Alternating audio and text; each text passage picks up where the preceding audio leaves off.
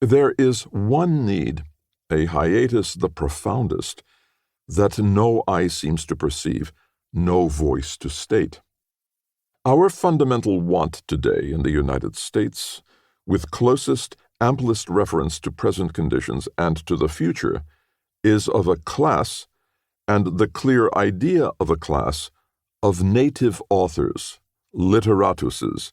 far different, far higher in grade than any yet known, sacerdotal, modern, fit to cope with our occasions, lands, permeating the whole mass of American mentality, taste, belief, breathing into it a new breath of life, giving it decision,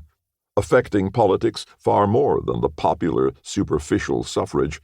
with results inside and underneath the elections of presidents or congresses, radiating, begetting appropriate teachers, schools, manners, and, as its grandest result, accomplishing what neither the schools nor the churches and their clergy have hitherto accomplished, and without which this nation will no more stand permanently, soundly, than a house will stand without a substratum, a religious and moral character beneath the political and productive and intellectual basis of the states. For know you not, dear earnest reader, that the people of our land may all read and write, and may all possess the right to vote,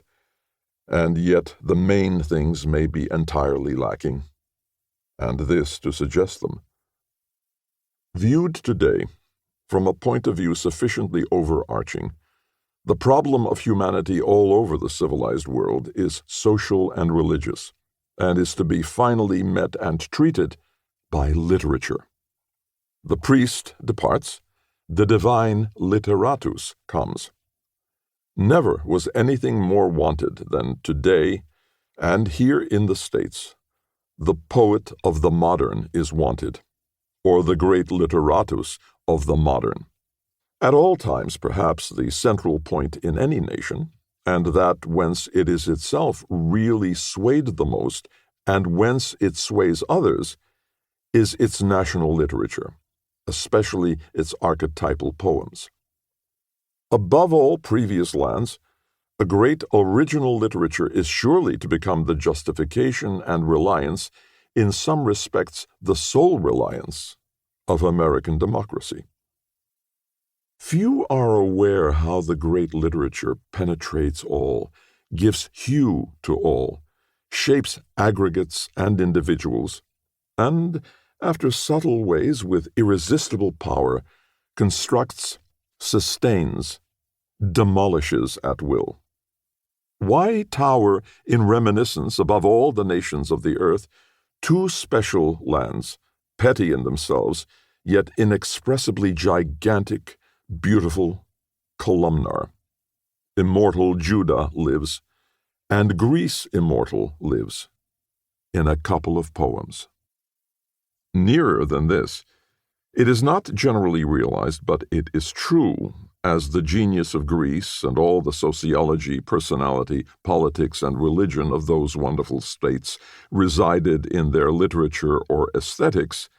that what was afterwards the main support of European chivalry, the feudal, ecclesiastical, dynastic world over there,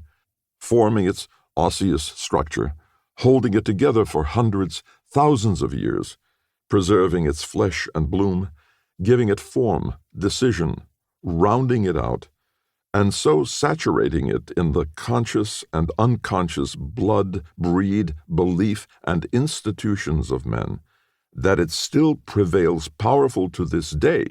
in defiance of the mighty changes of time, was its literature, permeating to the very marrow, especially that major part, its enchanting songs, ballads, and poems. To the ostent of the senses and eyes, I know, the influences which stamp the world's history are wars, uprisings or downfalls of dynasties, changeful movements of trade, important inventions, navigation, military or civil governments, advent of powerful personalities, conquerors, etc. These, of course, play their part, yet it may be a single new thought, imagination, abstract principle, even literary style, fit for the time, put in shape by some great literatus, and projected among mankind, may duly cause changes, growths, removals greater than the longest and bloodiest war,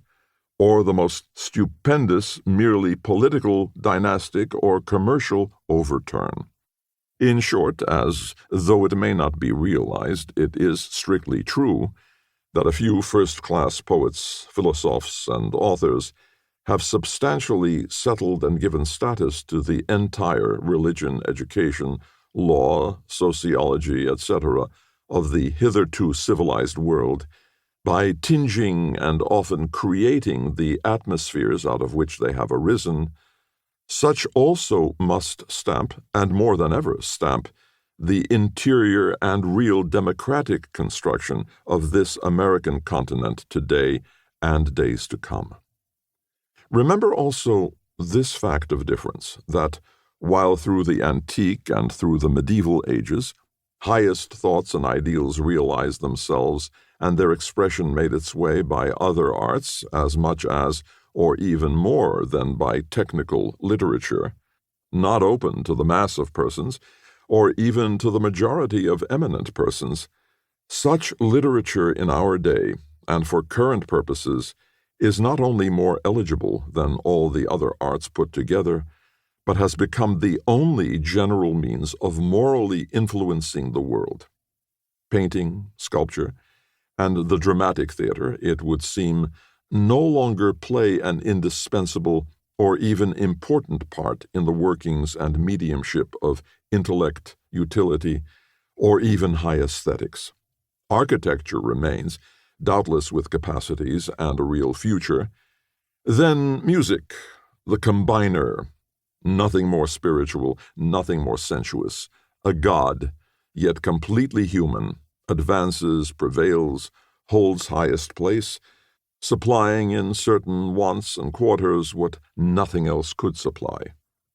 Yet in the civilization of today, it is undeniable that over all the arts, literature dominates, serves beyond all, shapes the character of church and school, or at any rate is capable of doing so. Including the literature of science, its scope is indeed unparalleled.